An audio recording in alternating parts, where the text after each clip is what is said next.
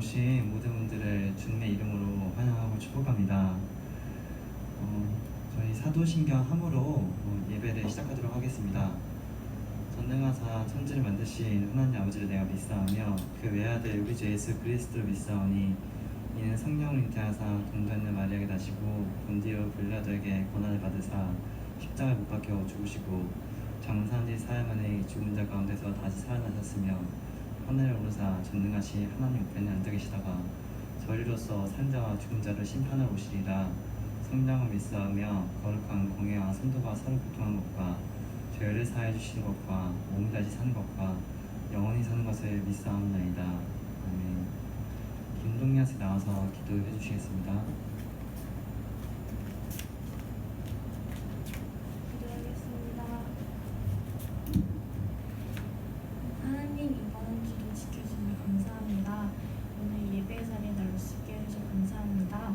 하나님, 이번 한 주 동안 한 주를 지내면서 하나님 말씀 안에 살지 못했습니다. 저희 죄를 용서해 주세요. 하나님, 이제 계약을 하는데 학교에 가는 모든 친구들을 코로나19로부터 보호해 주세요. 코로나19가 확산되고 있는데 빨리 종식되어 예전의 삶으로 돌아갈 수 있게 해주세요. 오늘 예배 자리에 나오지 못한 친구들은 다음에 예배 자리에서 만날 수 있게 해주세요. 오늘 전도사님께서 전하시는 말씀이 은혜 받을 수 있게 해주세요. 예수님 이름으로 기도드립니다.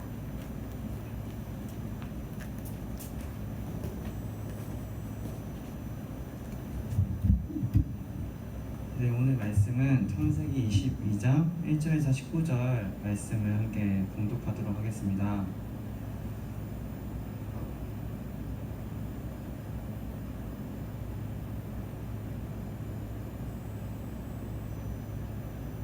네, 다 찾으신 줄 생각하고 한 절씩 봉독하도록 하겠습니다. 그 후에 하나님이 아브라함을 시험하시라고 그를 부르시되 아브라함 하시니 그가 이르되 내가 여기 있나이다.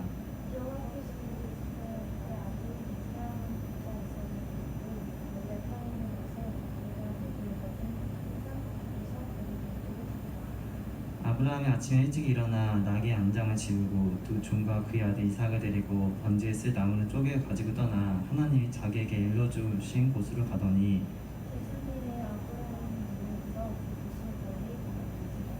이 아브라함이 종들에게 이르되 너희는 나귀와 함께 여기서 기다리라. 내가 아이와 함께 저희 가서 예배하고 우리가 너희에게로 돌아오리라 하고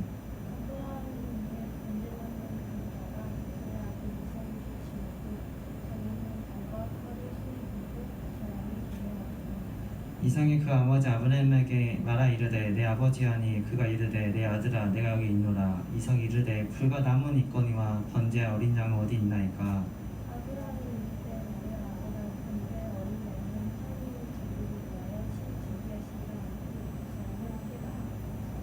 하나님이 그에게 일러주신 곳에 이른지라. 이에 아브라함이 그곳에 제단을 쌓고 나무를 버려놓고 그의 아들 이삭을 결박하여 제단 나무 위에 놓고 여호와의 사자가 하늘에서부터 그를 불러 이르시되 아브라함아 아브라함 하시는지라. 아브라함이 이르되 내가 여기 있나이다 하매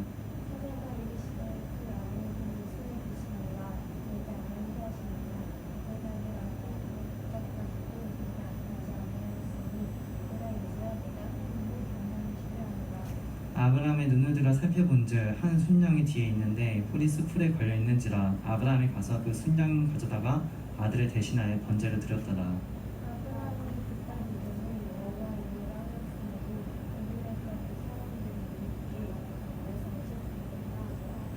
여호와의 사자가 하늘에서부터 두 번째 아브라함 불러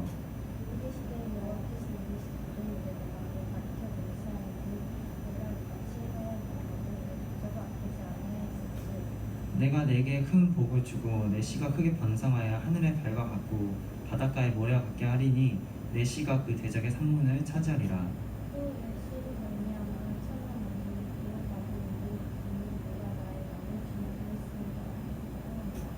이 아브라함이 그의 종들에게로 돌아가서 함께 떠나 브에세바에 이르러 거기 거주하였더라. 아멘. 오늘 말씀은 시험이란 제목으로 말씀을 나누도록 하겠습니다. 오늘 아브라함이 겪게 되는 일은 결코 작은 일이라고 볼 수가 없습니다. 아브라함은 그토록 기다렸던 아들을 약속받은 지 25년 만에 받게 되는데 하나님께서는 오늘 이 이삭을 번제물로 바치라고 말씀하십니다.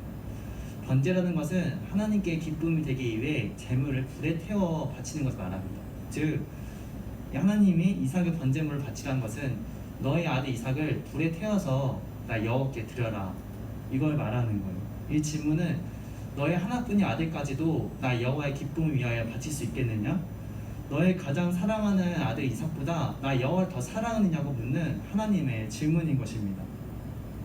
하나뿐인 아들, 후계자로 삼으려고 했던 아들, 자신의 생명과 같은 이 아들을 불에 태운다는 것은 아브라함에게 너무나 어려운 일이었을 것입니다. 아브라함은 그렇게 정이 없는 사람도 아니었어요.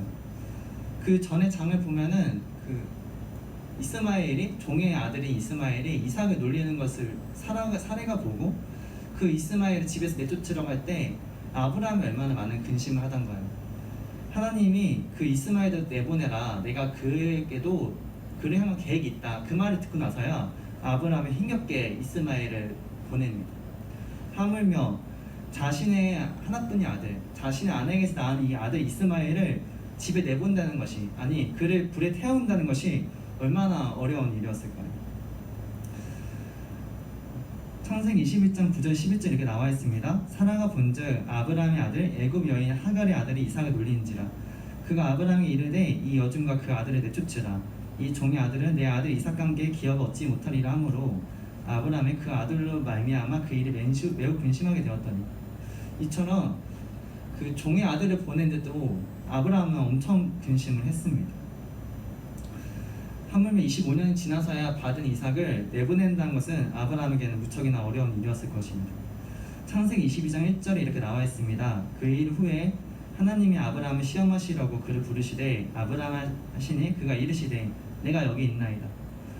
오늘 본문 1절을 보면은 하나님이 아브라함을 시험하신다고 말을 하십니다. 아니, 하나님이 사람을 시험하신다니 어떻게 그럴 수가 있지? 뭐 학교 선생님도 아니고 뭐 수학 시험 보나 영어 시험 보나 이런 것도 아니고 시험을 본다니 약간 좀 의아스러운 분이 있을 거예요. 아니, 전지전능하신 하나님이 왜 아브라함을 시험하시지? 그냥 아실 수 있는 게 아닌가? 이런 의문을 가지는 분들이 있을 거예요.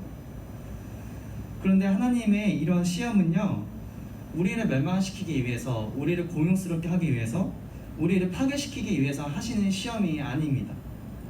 이 시험은요, 우리 성도의 신앙과 하나님에 대한 충실성을 드러나기 위한 하나님의 방법인 것입니다. 이 시험은 성도의 믿음을 강화하려는 태도, 우리가 하나님의 형상을 더욱더 회복시키기 위한 하나님의 방법인 것입니다. 이런 하나님의 시험은요, 출애굽기 16장 4절에도 나와 있습니다. 그때 여호와께서 모세에게 이르시되 보라, 내가 너희를 위하여 하늘에서 양식을 비같이 내리리니 백성이 나가서 일용할 것을 날마다 거둘 것이라. 이같이 하여 그들 내 율법을 준행하나 아니하나 내가 시험하리라.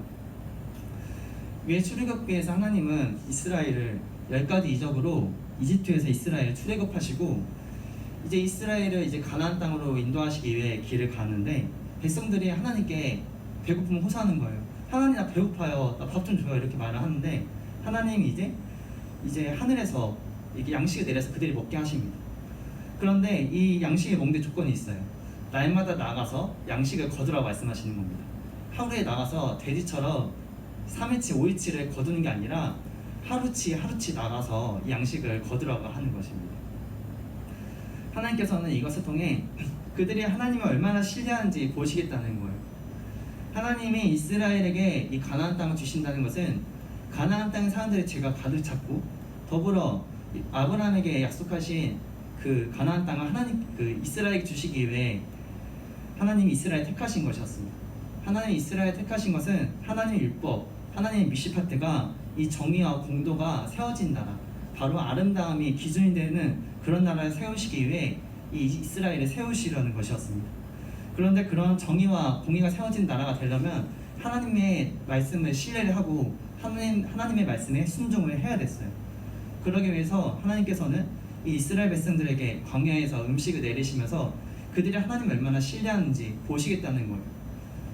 만약에 이스라엘 백성이 하나님을 신뢰하지 않고 하나님을 저버렸다면은 그들이 가나안 백성과 같이 타락하고 음란하였다면은 하나님은 이스라엘을 굳이 가나안 땅에서 세우실 필요가 없었습니다. 하나님의 거룩하신 나라를 세우실 필요가 없었어요. 그래서 하나님은 이스라엘을 단련시키기 위해서 정같이 되기 위해서 이 세상의 정의와 공도가 무엇인지를 알게 하기 위해서 이스라엘에게 가나안 땅을 허락하신 것이었어요. 그리고 이 과정은 이스라엘을 단련시키기 위한 그런 과정이었습니다. 이처럼 하나님의 시험은 선한 의도를 가지고 있으며 이 시험에 통과하게 된다면은 그는 더욱더 거룩하신 하나님의 성격, 하나님의 형상과 인격을 가지게 되며 믿음은 더욱 성숙하게 되는 것입니다. 하나님의 시험을 받는 것은 우리를 더 온전한 모습으로, 우리를 더 거룩한 모습으로, 성숙한 모습으로 변하게 되는 것입니다. 이것은 마치 예수 그리스도께서 우리에게 보여주셨던 그 사랑처럼 우리가 예수님의 사랑이 우리 안에 더 임하게 되는 것입니다. 대가 없이 주는 사랑, 타인의 허물을 용서하는 사랑이 되는 것이죠. 여러분이 가르치는 학교 선생님이 이런 예수님의 사랑을 행한다고 보세요. 선생님들이 막 기분 나빠서 자기의 그런 감정 따라 행하는 게 아니라 예수님처럼 우리를 사랑하고 대하고 조건 없이 사랑한다면은 그런 선생님 밑에서 배울 수 있다는 것을 더 우리가 원하지 않을까요? 만약에 이런 예수님의 형상으로 가득한 공동체가 있다면은 그 공동체에는 집 문에 비밀 현관번호를 비밀번호를 달 필요가 없을 것입니다. 왜냐하면 예수님처럼 사랑을 행하는데 어떻게 도적질을 행할 수 있겠고 간음을 행하고 그런 살인과 같은 죄를 지을 수 있을까요? 이것은 불가능합니다. 이처럼 우리가 하나님의 형상으로 하나님의 말씀을 지켜나간다는 것, 하나님의 시험을 받아 예수 그리스도의 형상으로 더 나아가게 된다는 것은 우리에게 축복인 것이죠. 하나님을 위해 고난을 받는 것은 우리를 더 정과 같이 만들어가는 것입니다. 이것은 우리에게 복된 길입니다. 하지만 하나님의 시험과 대조되는 것은 바로 이 사단의 시험이라고 볼 수 있는데요. 사단의 시험의 목적은 하나님과 다르게 우리를 멸망시키고 파괴시키기 위한 것입니다. 그 유혹은 너무나 달콤하고 우리가 원하는 것들로 이끌지만은 그 유혹의 결과는, 그 유혹을 우리가 수락하게 된다면은 우리를 멸망의 길로 이끄는 것이죠. 아담과 하와에도 이 뱀이 와서, 사단이 와서 유혹을 하죠. 하나님께서 분명히 너희가 모든 것을 다 먹고 모든 것을 다스릴 권세를 주셨지만은 단 한 가지 하지 말라고 말씀하신 것은 바로 동산의 중앙에 있는 선악과를 먹지 말라고 하셨던 것이었습니다. 이 하나를 먹으면은, 이 선악과를 먹으면 너희가 정녕 죽으리라고 말씀하셨어요.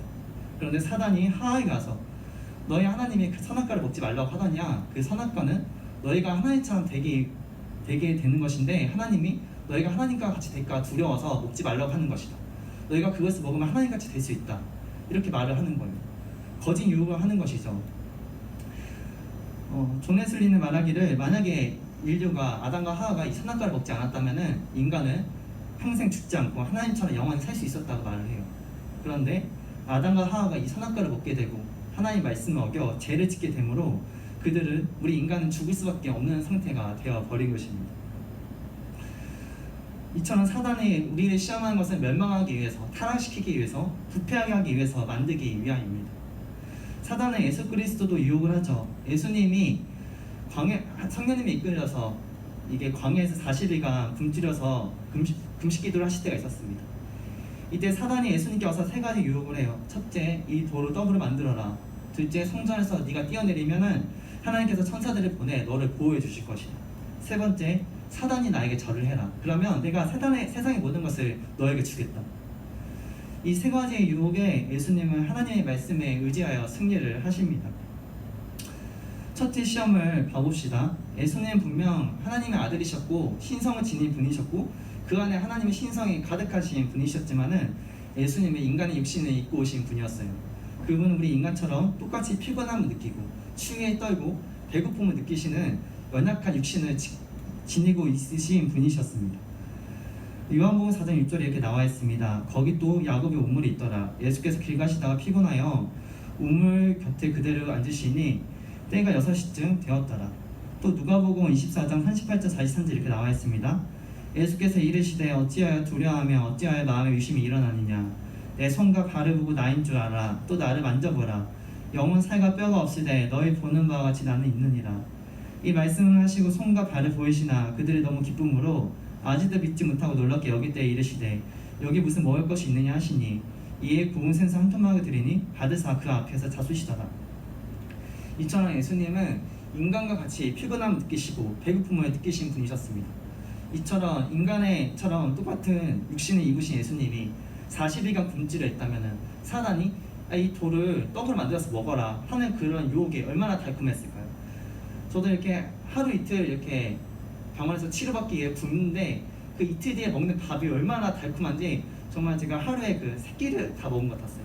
이처럼 돼지같이 먹는 저의 모습을 보는데 하물며 예수님은 40일간 굶주리셨는데 그 돌을 떡으로 만들라는 게 얼마나 달콤하게 유혹이 되었을까요? 이것은 비단 먹는 게 죄다 이걸 말하는 게 아니에요. 너가 먹는 것이 죄다 이걸 말하는 게 아니에요.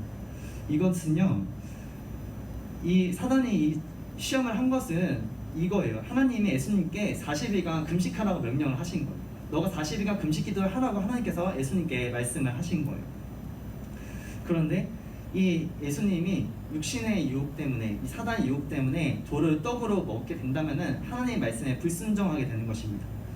죄는 언어를 풀 때 균형을 빗나간다는 의미예요.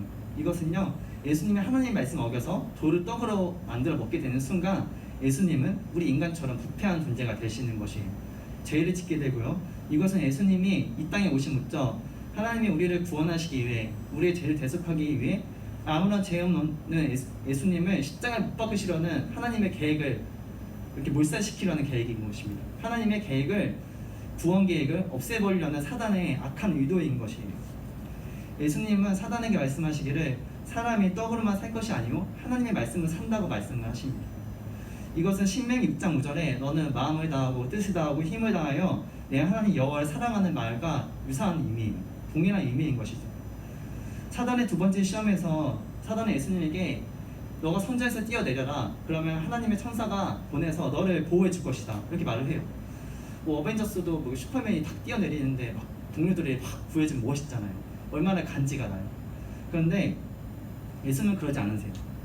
예수님은 성경에 말씀하시기 신명기 6장 16절 이렇게 나와 있어요. 너희 하나님 여호와를 시험하지 마요. 하나님께서, 예수님은 사람의 개인적인 일 때문에 하나님을 시험하는 것은 죄라고 말씀하시는 거예요. 이번에도 예수님은 하나님의 말씀을 근거로 사단의 유혹을 물리치십니다.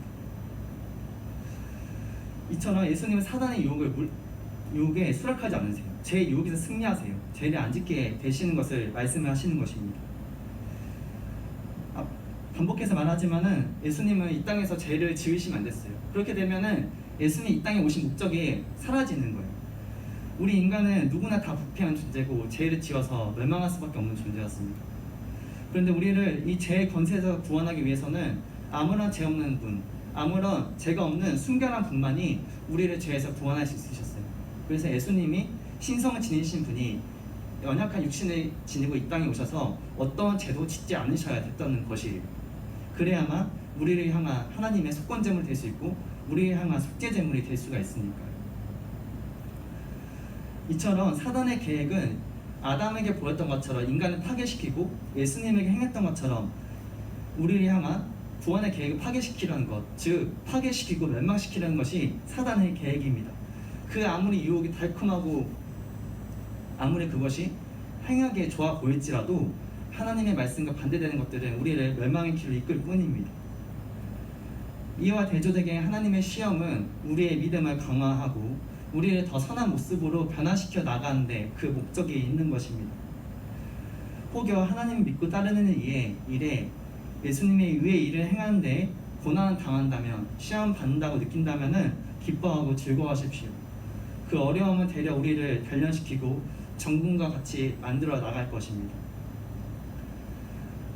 하지만은 하나님의 이러한 시험 자체는 고통스러울 때가 있습니다. 오늘 아브라함에게 임한 시험을 보세요.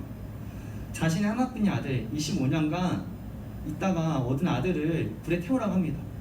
제가 맷북을 사기 위해서 24개월 할부했는데 그 맷북을 땅에 떨어뜨린 순간 제 마음이 얼마나 산산조가 깨지는지 모르겠어요.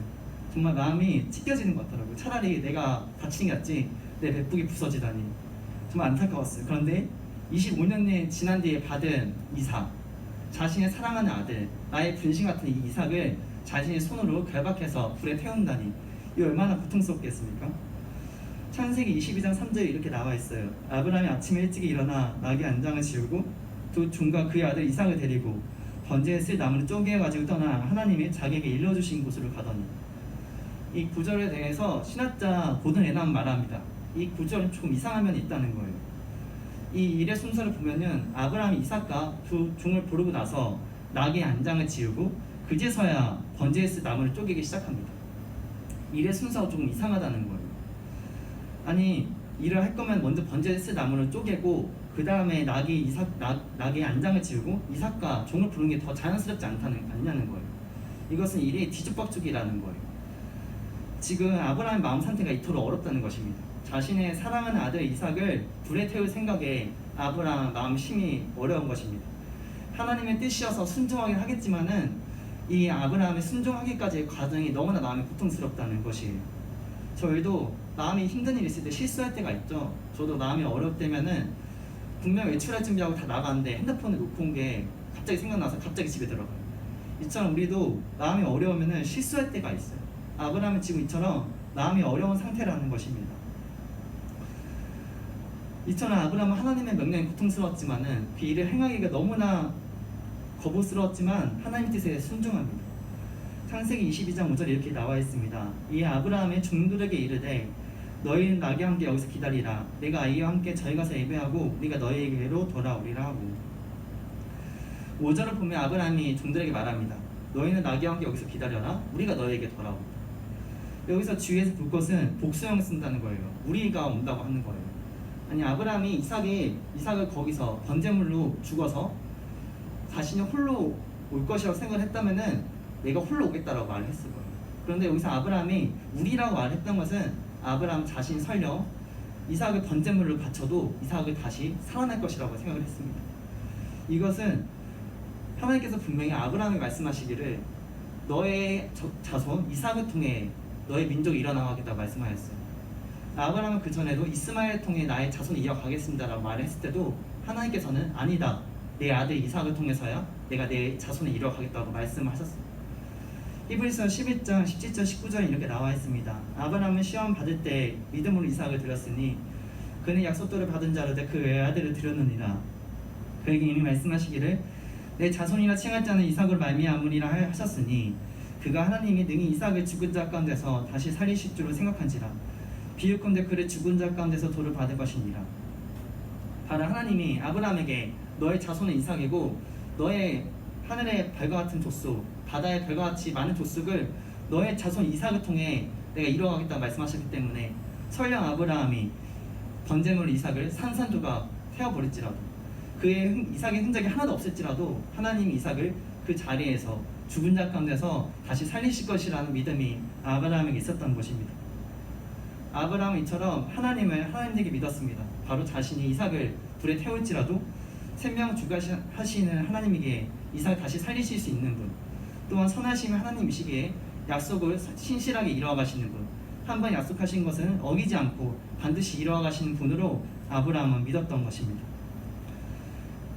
아브라함은 하나님은 이처럼 인간처럼 변덕 있는 존재, 약속을 툭하면 깨는 그런 존재가 아니라 약속한 것을 반드시 지키는 선함으로 가득 찬 분, 어떤 불의도 없는 그런 분을 믿었습니다. 이런 믿음은 이스라엘 사람들에게도 종종 보여지는 것을 보게 됩니다. 바로 요셉의 이야기에서도 이것을 볼 수가 있어요. 요셉은 야곱의 12아들 중 11번째 아들로 태어나죠. 이때 요셉이 어느 날 특별한 꿈을 꿉니다. 내 곡식단이 일어서고 형들 11개의 곡식단이 자신을 향해 절을 한다. 두 번째는 해와 달과 11개의 별이 자신에게 절을 한다는 것이었어요. 이것은 정리하면 요셉의 형들이 자신에게 절을 한다는 것입니다. 이 얼마나 어이없는 거예요. 여기 지연쌤이 계시는데 지연쌤께 누나가 나한테 엎드려 절하는 꿈 꿨어 이렇게 하면은 지연쌤이 아 그래 그래서 이렇게 하지 않을 거예요. 야 네가 본데 내가 절을 하면서 약간 꿀밤을 때리지 않으면 다행이겠죠. 이처럼 이 요셉의 말은 형들에게 충분히 화가 낼 만한 일이었어요. 또한 요셉은 이 요셉의 아버지 야곱의 편애를 받던 존재였어요. 다른 사람들에게는 요셉의 형들에게 그냥 1,000원, 2,000원짜리 싸구려 옷을 입히고 요셉에게는 20만원짜리, 30만원짜리 고급 이렇게 색깔 있는 옷을 입힌 것이었어요. 그러니 이 요셉의 형들이 요셉이 얼마나 얄미웠을까요? 얼마나 미웠을까요? 그러다 어느 날에 그 요셉의 형들이 한 가지 꾀를 냅니다. 이 요셉을 저기 지나가는 이스마엘 사람들에게 팔자는 거예요. 원래는 요셉을 땅 구덩이에 묻혀서 죽이려고 했는데 한 형제가 그건 너무 심하니까 차라리 저기 있는 이스마엘 사람에게 팔자 이렇게 해서 요셉을 팔아 넘겨버린 거예요. 이 요셉은 그 이스마엘 사람들에게 의해 이집트를 끌려가게 됩니다. 그리고 요셉은 그 안에서 여러 가지 좀 고난을 겪죠. 힘든 시간을 겪지만은 하나님께서 요셉과 함께 하셨으므로 요셉이 형통하게 되어 요셉은 곧 얼마 머지 않아서 이집트의 총리가 됩니다. 왕을 제외한 이집트에서 최고 권력을 가지게 되는 것이에요. 그러다가 어느 날 세상에 기근이 오고 요셉의 형들이 살던 곳, 요셉의 아버지가 살던 곳에 가뭄으로 인해 곡식이 다 떨어지게 됩니다. 그러다 한 가지 소문을 듣게 되는데 이집트에는 곡식이 풍성하다는 거예요. 그러자 이 요셉의 아버지인 야곱이 형들에게 너희는 이집트에 가서 곡식을 좀 얻어와라 라고 말을 하는 거예요. 이 요셉의 형들이 이집트에 가서 당시에 총리였던 요셉에게 절을 하면서 주님에게 말합니다. 우리들에게 곡식을 좀 주세요 이렇게 말을 합니다. 이것은 앞에 말했던 요셉의 꿈이 바로 요셉의 형들의 곡식 12단이 자신에게 절을 하는 그 꿈이 이루어지는 것을 보게 되는 것이죠. 하나님께서는 요셉을 통해 이스라엘 구원하실 것을 요셉을 통해 미리 알려주신 것이었습니다. 요셉의 꿈을 통해 미리 알려주신 것이었어요. 창세기 50장 15절 21절 이렇게 나와 있습니다. 요셉의 형제들이 그들의 아버지가 죽었음 보고 말하되 요셉이 혹시 우리를 미워하여 우리가 그에게 행한 모든 것 악을 다 갚지는 아니할까 하고 요셉에게 말을 전하여 이르되 당신의 아버지가 돌아가시기 전에 명령하여 이르시기를 너희는 이같이 요셉에게 이르라 내 형들이 내게 악을 행하였을지라도 이제 바라건대 그들의 허물과 죄를 용서하라 하셨나니 당신 아버지의 하나님의 종들이 우리의 죄를 이제 용서하소서 하며 요셉이 그들이 그에게 하는 말을 들을 때 울었더라. 그의 형들이 또 친히 와서 요셉의 앞에 엎드려 이르되 우린 당신의 종들이니이다. 요셉이 그들에게 이르되 두려워하지 마소서 내가 하나님을 대신하리이까 당신들은 나를 헤아려 하였으나 하나님은 그것을 선으로 바꾸사 오늘과 같이 많은 백성의 생명을 구원하게 하시려 하였나니 당신들은 두려워하지 마소서 내가 당신들과 당신들의 자녀를 기르리이다 하고 그들을 간곡한 말로 위로하였더라. 시간이 흐르고 요셉의 형제들과 아버지는 이집트에 오게 돼요. 그리고 요셉의 아버지는 시간이 흘러 나이가 많아 죽게 됩니다. 이때 요셉의 형들이 요셉에게 찾아와서 자신들을 제발 용서해달라고 아버지가 생전에 살아가셨을 때 우리를 용서하시라고 말씀하셨다고 그러니까 아버지를 봐서라도 우리를 용서해달라고 말을 하는 거예요. 이들은 자신들이 요셉을 이집트에 팔았던 것 때문에 죄책감 느끼고 있던 거예요. 그런데 이제 아버지가 죽었고 이 이집트의 최고 권력이 요셉이 이 형들을 아무 지위 없던 이 요셉의 형들을 제거하는 것은 식은죽 먹기처럼 쉬웠을 것입니다. 그래서 이 요셉의 형들은 아버지의 유언을 의지하여 자신들의 생명을 제발 구제해달라고 요셉에게 의지하는 것입니다. 이때 요셉의 간증이 참 은혜로워요. 창세기 50장 19절 21절에 이렇게 나와 있습니다. 요셉이 그들에게 이르되 두려워하지 마소서 내가 하나님을 대신하리이까 당신들은 나를 헤아려 하였으나 하나님은 그것을 선으로 바꾸사 오늘과 같이 많은 백성의 생명을 구원하게 하시려 하셨나니 당신들은 두려워하지 마소서 내가 당신들과 당신들의 자녀를 기르리이다 하고 그들을 간곡한 말로 위로하였더라. 여기서 요셉의 신앙 고백을 들을 수가 있어요. 당신들은 나를 헤아려 하였을지 모르나 그것은 하나님이 선으로 바꾸셨습니다. 당신은 나에게 해를 하려고 하였으나 하나님은 그것을 선으로 바꾸셔서 오늘과 같이 많은 생명들을 구원하게 하셨습니다. 요셉은 형들이 자신에게 해를 가하라 했으나 하나님은 그것을 선으로 바꾸셨다는 거예요. 또 창세기 45장 4장 5절에 이렇게 나와 있습니다. 요셉이 형들에게 이르되 내게로 가까이 오셔서 그들이 가까이 가니 이르되 나는 당신들의 아우 요셉이니 당신들이 애굽에 판 자라. 당신들이 나를 이곳에 팔았다고 해서 근심하지 마소서 한탄하지 마소서 하나님이 생명을 구원하시려고 나를 당신들보다 먼저 보내셨나이다. 요셉은 나를 이곳에 보낸 것은 당신들이 아니야. 나를 이곳에 보낸 것은 하나님의 계획하심 안에 있는 거야 라고 말하는 거예요. 요셉은 하나님에 대해 선하신 분이라는 것이 고백이 있었고 하나님이 약속하신 것을 반드시 이루시는 분이라고 믿었어요. 그리고 온 만물은 하나님의 섭리 안에 하나님의 계획하심 안에 있다고 믿었습니다. 그렇기 때문에 요셉은 설령 자기가 이집트에 팔려가서도 낙심치 않았다는 것이에요. 왜냐하면 자신은 하나님의 가정 안에 있고 지금 하나님의 꿈을 이루기 위한 것이니까. 그리고 하나님의 선하신 분이기에 하나님의 자녀는 하나님의 선하신 계획 안에 있는 것이니까. 나에게 설령 어려움이 있을지라도, 내게 설령 관계에 대한 어려움이 있을지라도, 내가 설령 가족들과 떨어져 홀로 있을지라도 하나님이 나와 함께 계시니까 나는 괜찮아. 왜냐면 선하신 하나님이 나에게 계시니까. 하나님이 나에게 비전 주셨으니까 하나님 그 계획을 반드시 이룰 것이라는 그런 믿음이 이 요셉에게 있었다는 것이에요. 그렇기 때문에 요셉은 형들을 해하지 않고 오히려 그들을 불쌍히 여기고 그들을 긍휼히 여겼던 것입니다. 우리에게 이런 믿음이 필요합니다. 바로 하나님이 약속하신 것은 반드시 이루시는 분, 하나님은 선하신 분, 그 안에 불의가 전혀 없기 때문에 하나님 우리에게 가장 좋은 것을 주시는 분. 설령 우리가 하나님 믿다가 고난 있을지라도 그 고난조차도 우리가 하나님의 형상으로 예수 그리스도의 장성한 분량으로 하나님의 선하신 계획으로 이끌어가는 과정이라는 것을. 예수 그리스도도 하나님이 선하신 분이라고 믿으셨습니다. 하나님의 말씀이 육신이 되신 예수님은 하나님의 선하신 계획에 순종하시고 우리를 구원하시기 위해 몸의 가위까지 찢기기까지 십자가에 순종하셨습니다. 예수님은 인간의 육신과 같이 동일하게 피곤함 느끼고 배고픔을 느끼신 분이셨기 때문에 그 당시에 가장 잔인한 처형법이었던 십자가의 고통이 예수님에게는 무척이나 고통스러웠을 것입니다. 그렇지만 예수님은 하나님의 선하심을 알고 있었고 하나님의 선하신 계획을 알고 있었고 설령 이 십자가를 지는 것이 자신에게 너무나 고통스러운 것이지만 하나님의 선하심은 언제나 변치 않기 때문에 예수님은 하나님의 선하신 계획에 순종하시고 또한 우리를 너무나 사랑하셨기 때문에 우리를 구원하시기 위해 자신의 몸을 십자가에 박기까지 순종하신 것입니다. 창세기 22장 9절에 이렇게 나와 있습니다. 하나님이 그에게 일러주신 곳에 이른지라 이에 아브라함이 그곳에 제단을 쌓고 나무를 버려놓고 그의 아들 이삭을 결박하여 제단 나무 위에 놓고. 9절을 보면은 이삭이 아브라함에 의해 결박당한 것을 보게 됩니다. 즉 밧줄로 몸이 묶인 것을 보게 되는 거예요. 여기서 볼 것은 이삭이 결박당했다는 것은 하나님의 뜻에 이삭이 순종했다는 것을 말하는 것입니다. 아브라함이 이삭을 낳을 때는 100세가 넘어서 낳게 된 상태였는데 이 100세가 넘은 노쇠한 아브라함에게 이삭의 힘으로 제압을 당했을 리가 없어요.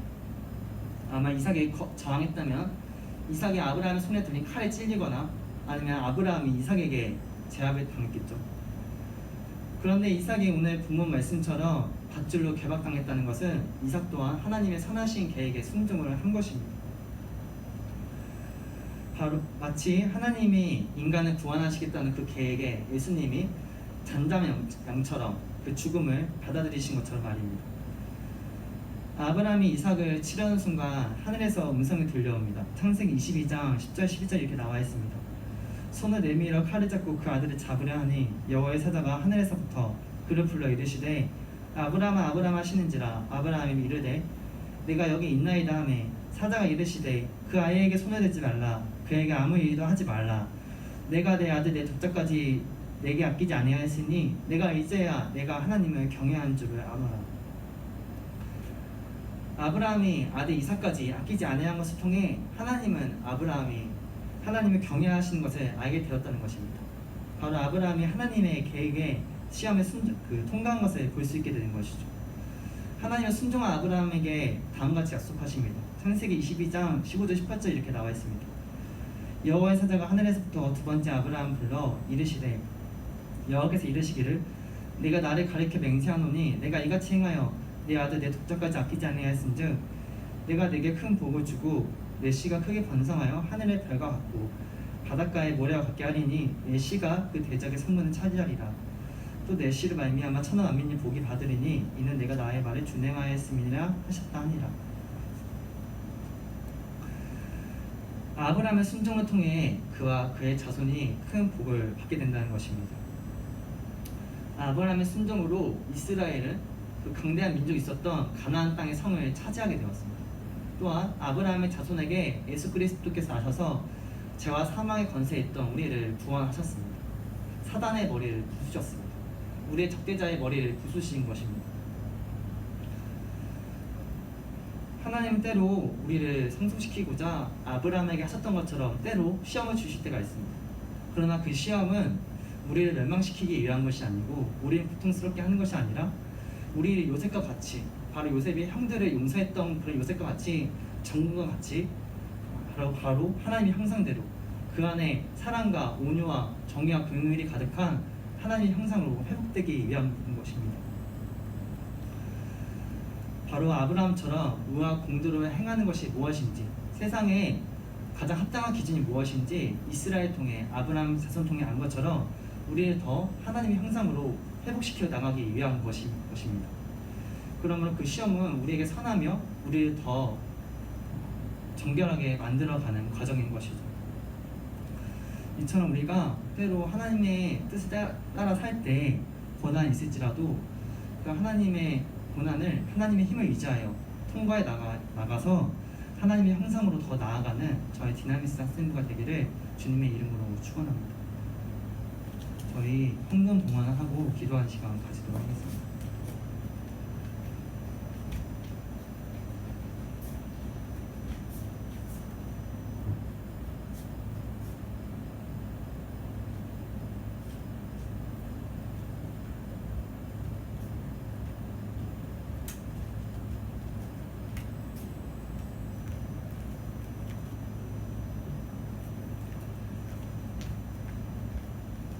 기도하는 시간 가지겠습니다.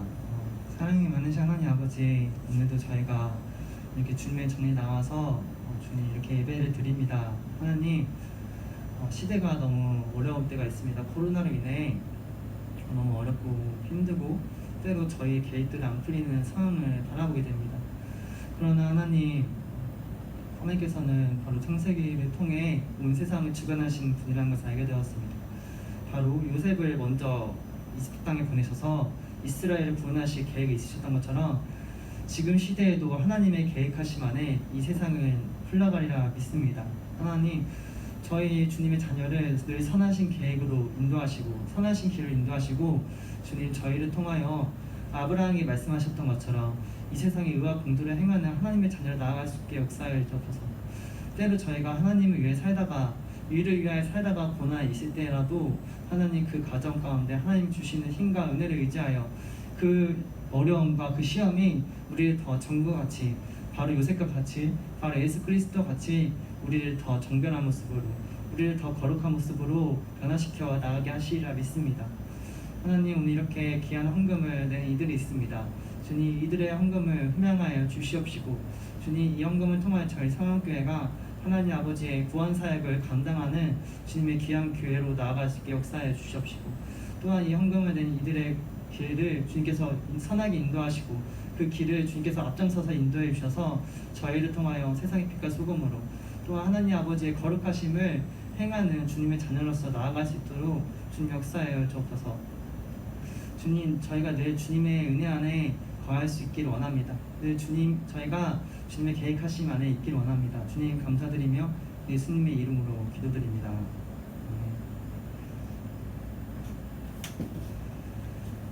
네, 저희 저희 광고한 시간 가지도록 하겠습니다. 지금 이제 또 사회적 거리두기가 4단계가 또 연장이 됐는데 다들 마스크 잘 쓰고 다니시고 이렇게 안전수칙 잘 준행하셔서 코로나로부터 보호받기를 저도 주어진 자리에서 기도하겠습니다.